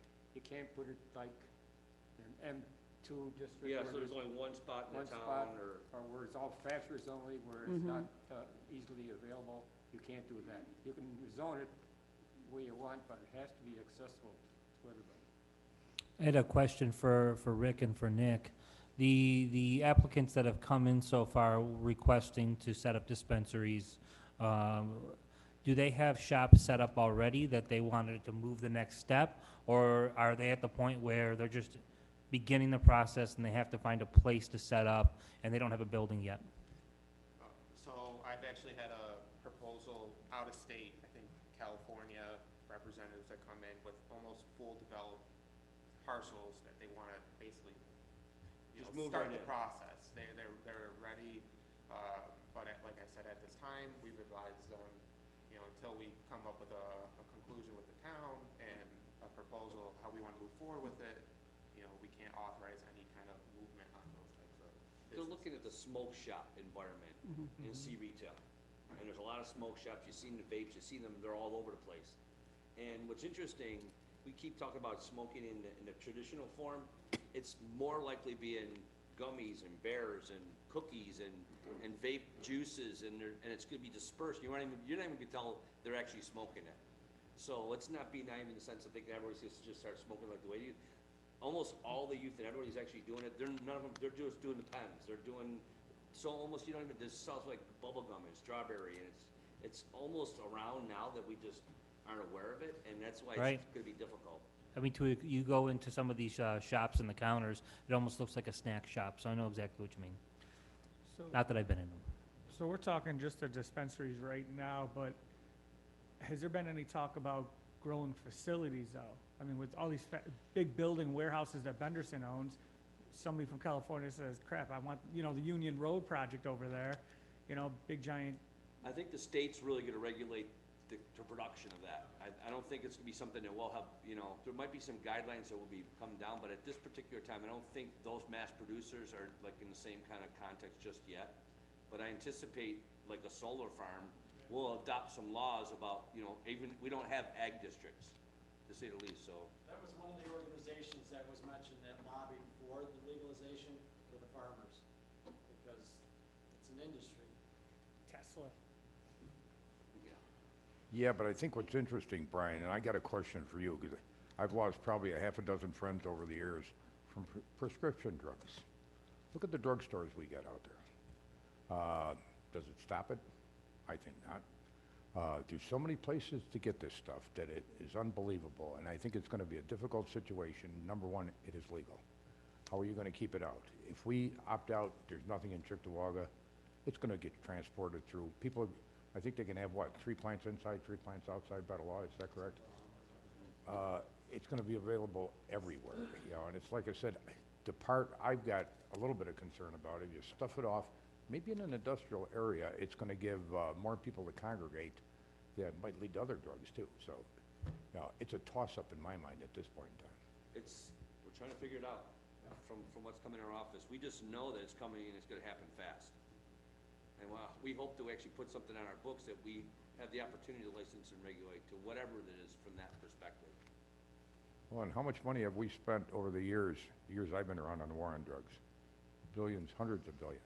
I have no idea what it is. And Jerry, that is one of the arguments for the people who are on the side of legalization would say to you is that you spend all this money and you still have a problem, so we need to try something else. I'm not saying that to lean one side, it's just relaying what I heard today. Brian, you know, we've done firsthand on this together, you know, with problems. Yeah.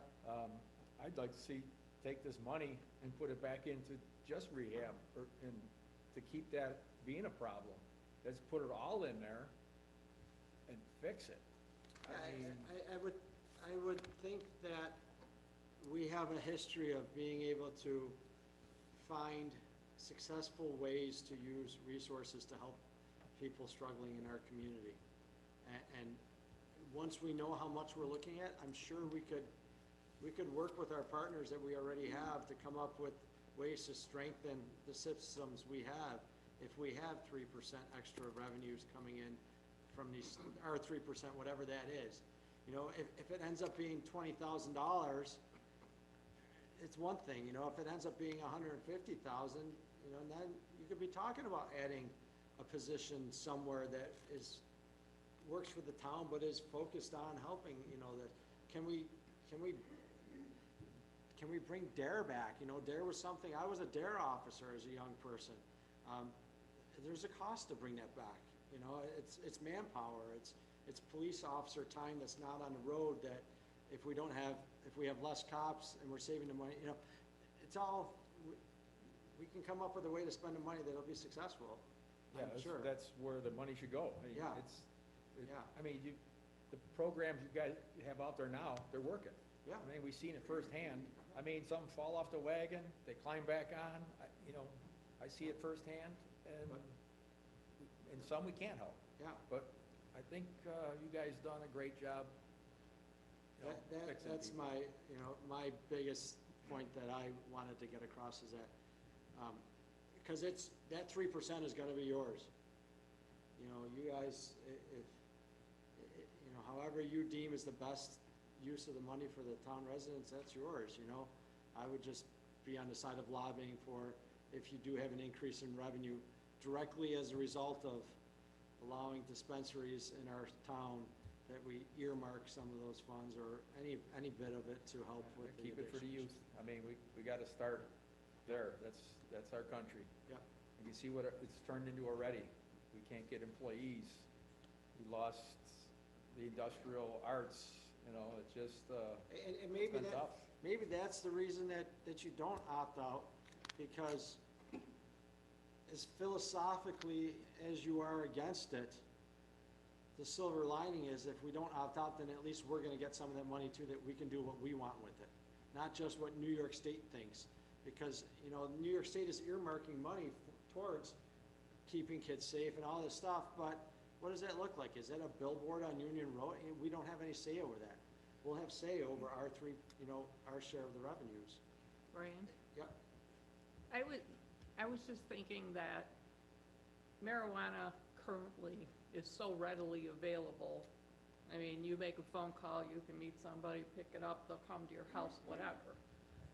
That, yeah, okay, so we all know that happens. So making it legal, having dispensaries, places where people can purchase it, at least in the end, it's somewhat regulated.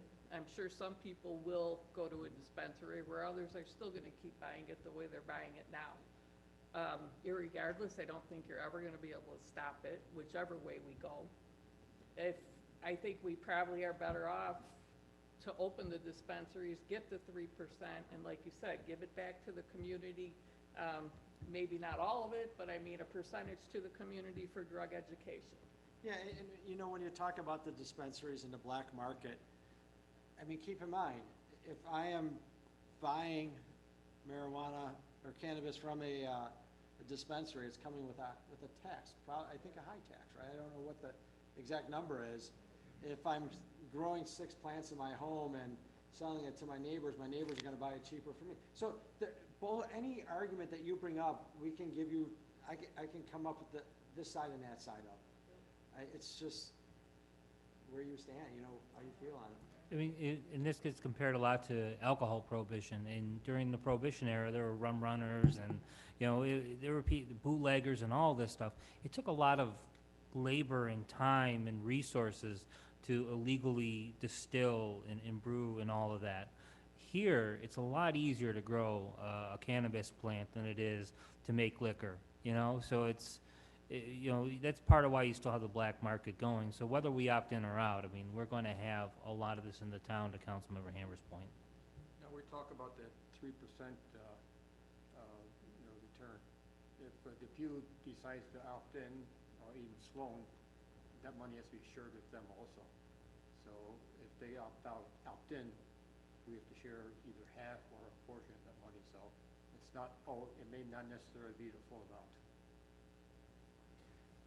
My concern with this 3% is it would be kind of like the New York lottery funds, where they say it's going to go to the schools and all that, and we see how that's not working. Is it just smoke and mirrors right now? Hey, yeah, you're going to get 3% as a town, of this revenue here, and then it just vanishes and disappears, and we don't see it. If Well, it's that's in the legislation, the numbers are in the law. if it's like the other sales taxes we get, when we approve the warrants, we get a regular, a distribution of sales tax revenue. So say the village gets a portion, we'll have to cut a check to the village to give them their portion, and our sales taxes will come in on it. And I mean, I understand your point, but I'm pretty confident we would actually see the revenue. It's just we need to know the dollar amounts and make sure that it's getting put into a separate account line, and if we're diverting it for specific purposes or earmarking it for a certain reason, that's actually getting done. So here, this is one of my notes, 13%, I believe this is what they meant, 13% tax on the sale, 9% goes to the state, 1% goes to the county, and 3% goes to the municipality. So that's the breakdown of the revenue from the sales tax on cannabis. That happens within your community. Yes. So understanding that's how many dispensaries we have as well, how much sales happens within your community, and the percentage if it goes up as there's more dispensaries and more sales. That's our 3%. It's not 3% if everybody else sells it, and we get 3% statewide. It's basically, I think, whatever you generate within your community. Are you sure, though? Because our sales tax is based on the county sales, and it's divided up per a formula, correct? I think because everybody collects.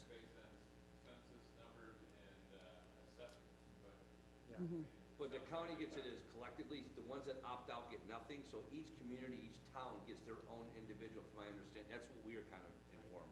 I'd be Because it doesn't surprised go if they to were the able to pool. figure all that out, like quarterly, and we Well, get, they're claiming that it will be traced from the seed to the, okay. what does she keep saying? It is so regulated that they'll be able to tell from the second it's a seed to where it's sold. That I don't question, but how we're gonna get it, and the formula might change, so. Well, one of the biggest problems is what's the taxes on a pack of cigarettes today? But that's a More legislation. product was It has to be legislated, these numbers are in the legislation. Bob, why is the tax so high? Cigarette got legislated. Yeah, And it- right, they can change, right.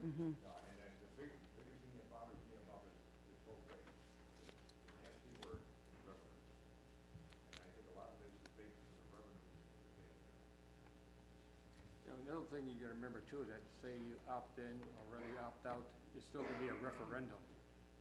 I think 10%, you can get a petition for 10% of the voters in the last, Well, election. I would think that we would at least want to invite residents possibly to our next meeting to at least voice their opinions and send letters to the board, so we kind of have an idea what our constituents are thinking.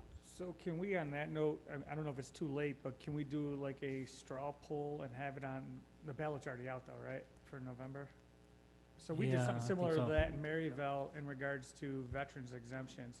It wasn't finalized, it was, the residents got to vote on it, but it allowed us to see where they stood on the issue. And ultimately, we went with what the residents wanted, but this, you know, it might be too late for November, though. Yeah, as far as the retail shops, sorry to interrupt, you know, this was polled statewide through Sienna and some of the other polling agencies. Nearly 2/3 of the state residents have said that they're okay with having those inside of their municipalities. The on-site consumption sites, there was slightly less support for that, but it was still a majority. A councilman in the town of Orchard Park actually did a poll of his residents. About over 90% of respondents had Orchard Park zip codes, about 1,400 people or something like that. And it was about 60% that supported allowing these shops in town. For the on-site consumption, it was less than that, but it was still a majority.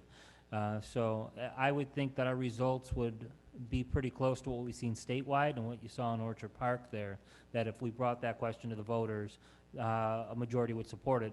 That said, I think it's a good idea to invite folks to send in letters, questions, comments, because they may bring things to our attention on how to do this effectively that we haven't covered here tonight. There might be experts in this area that could become aware of it, and we can make better decisions because of them. Mhm. I mean, do we want to do a formal resolution? Maybe we could put something together real quick for tonight, for the next meeting, or to invite residents? Do we just make it Or part of the work just- session and invite them instead of doing a We can do it resolution? on the website, correct? Not that I want to create more work for myself, but I was going to say, if you would like, we could put a survey out on the website and let And we people could just do that respond on and the- be able to comment. Facebook. They can submit comments and things like that. They can, if you want to give me questions that you are interested in putting out to them, other than I are think you in that's a favor, great not in idea, don't favor, you? you can put it right on the website and have them respond. I see it being a poll in the next Cheektowaga I'm just saying. Yeah.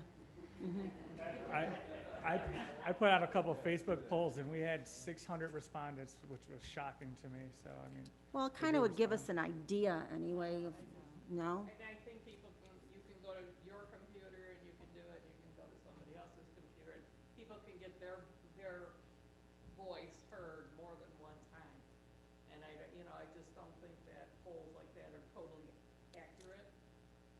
Well, how about then we put it out to the residents to come to the next work session, or the regular meeting next, I'll give you the. Let them come in and voice Y- their opinion. Yes, but I think we could also accept letters at the town clerk's office with a name and address on it, so it has a little more weight. October 12th at 7 o'clock is the next board meeting, and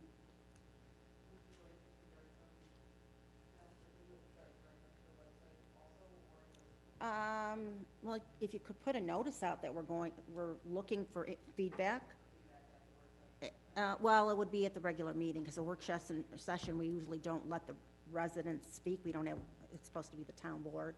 So, 7 o'clock, and I think that would work better than, That's enough notice, 2 weeks. well, we're running out of time. I mean, we could also extend it to so we have October 12th and the 26th. We have 2 meetings. Just so we get, Yeah. enough out there so people, if they do. I'm wanna okay come, with that. 2 weeks is kind of before word gets out. Well, why don't we do both? I was going to say, we can do both. October 12th at 7 o'clock and October 26th at 7 o'clock. And letters will be accepted at the town clerk's office. Name and address must be included. Kim, are you all right accepting?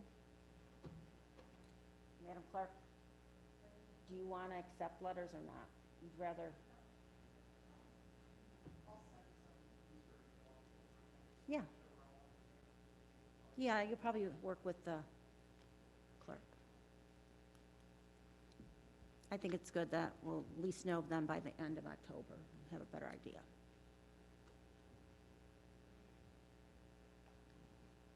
Okay,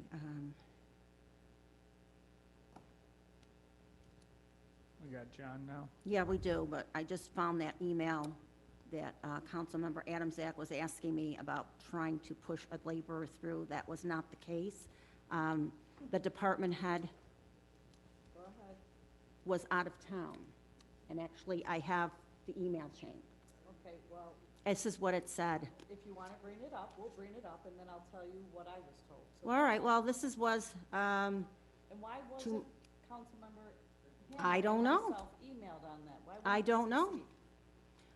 I don't know, you'll have to ask the Personnel Department. I had spoken with Michelle there, and it said, Michelle, Scott called me from North Carolina and chose, and he gave me the name for the labor position. Anything he could do to get his physical set up and get results by Tuesday. This was last Wednesday. Okay. That's all I said, would be appreciated. She got back to me and she said, I spoke to HealthWorks, and unfortunately, they have no availability until Friday, October 1st for a pre-employment physical. I scheduled him for that day. I'm calling him now with the appointment. Everything should be good to go for the first meeting on October. And I was told that you called down there and told the girls to put it on for tonight's That's board incorrect. meeting. Well, It was you not. found that email, now let me tell you what I was told. I Okay. was told that you called down to personnel and said, put this person on the board meeting on the agenda, and we'll get him his physical on Friday. Never. And- I always, I said, absolutely not. He is not being pushed through until his physical is done first. That's what I was told. that phone call never happened. Okay. In fact, I'm the one that is a stickler about making sure everybody has a pre-physical before they're hired. There's been times I've been asked to, and I said, no, they need the physical first. So we've been talking a lot about this person, and I know, it's, are we all talking about Keith Pignatora, or are we talking about No. some other individual? Somebody else. Whoever bid Okay. on there was a new person that is a part-timer in sanitation, bid on a job post, I think it was a labor.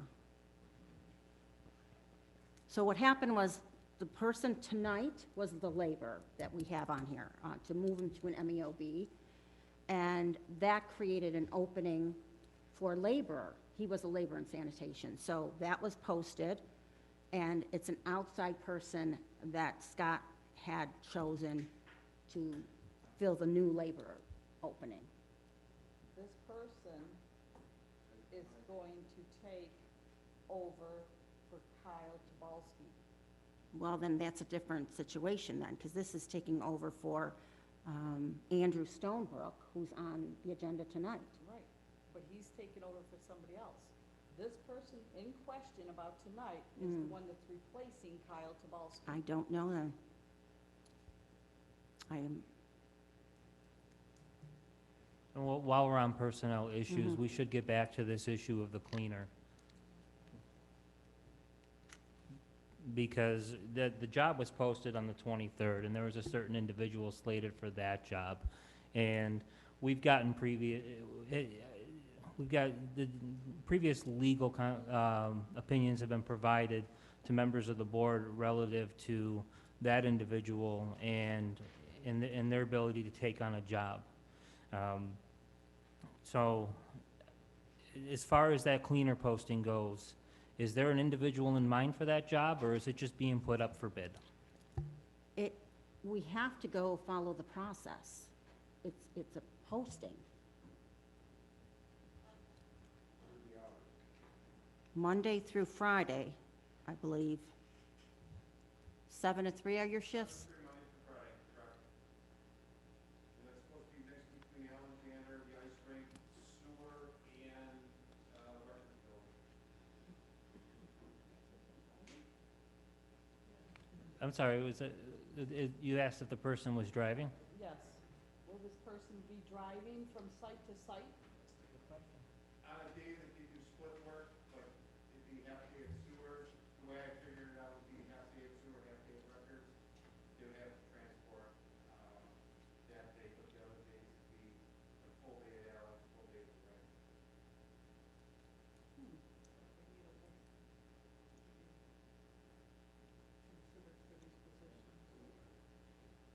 Could you speak into your microphone? I said I thought the employees needed to have a license for these. I don't have the job description in front of me. Again, it really was not No, on the just in agenda. general, but. I don't have a job description with me. She's asking, in general, any employee that is hired by the town, they're supposed to have a valid driver's license? It goes all by civil service job description. Some have to have a license and some have to have a CDL. Yeah, but I thought in our town, when someone is hired, we make them show their license, that they have a valid license when they're hired, so that they are able to drive our vehicles. Unfortunately, I don't have Brian Horsen here tonight, so I don't know what the hiring. Can you advise us on this? What Councilwoman Hammond has to? Yes. The licensing, you know, having an active driver's license, so if they are driving a work truck. Yes, that's smart, I mean, It's true?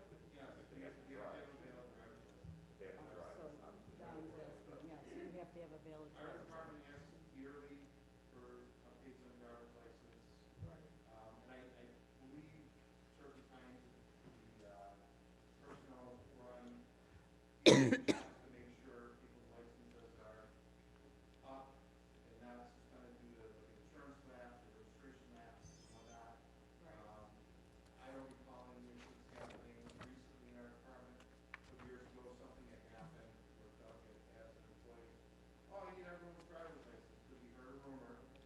And it took a day or two, and the guy finally came out and said what happened, and he did not have a valid license at that time. So, I believe, I don't know if personnel does the DOT check, but I thought my previous boss mentioned that they do a physical check for lapses, like insurance, it will affect the driver's license. Or outstanding tickets or, stuff. Right, but John, isn't your department required for the drivers to have CDLs? Every employee in our department that holds the title of a car screen worker and truck screen worker two needs a CDL. I have two laborers that have regular driver's licenses, and then my cleaner at Alexander has a regular driver's license. But he reports, my cleaner reports right to Alexander, never drives a town vehicle.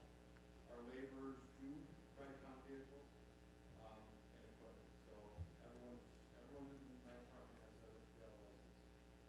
The guys that work in buildings and grounds, are not required to have CDLs because of the job title, the maintenance worker, and they all have valid licenses.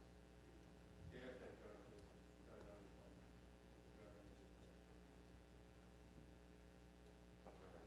Yes, attorney. Just to John's point, our office, due to Brian Horse's predecessor, I work with Karen, there typically wasn't license checks. So Maria in my office runs licenses periodically throughout the year, or if a department head needs us to do that, we check to see if there's valid driver's license, which we have found some individuals were either suspended, for prior DWIs or suspensions or otherwise. But as a normal course of business, Brian Horseman, should be doing that when employees are either hired or periodically, because we both have access to the lens format. I didn't know if that came from personnel or your department, but I knew somebody ran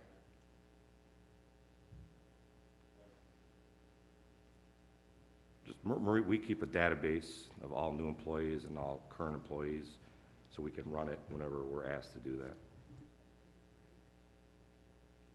Yeah, we only have a few more minutes. We'll have to continue the work session after the regular meeting. So we'll adjourn this work session so we can take a break and then come back at 7 o'clock. We only have a few minutes.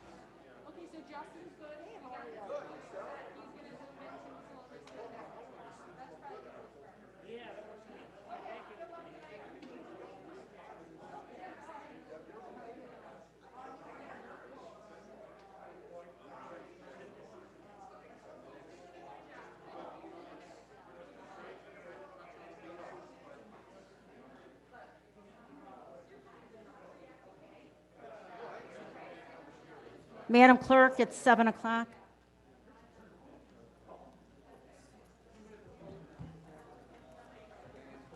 Copy of the memorandum with, the police. Oh, all right. Just so you got everything in there. and it's Oh, what thank we you. come up with. All right. Appreciate it. We're not doing it today, but just so you All right, I appreciate you going, giving me that.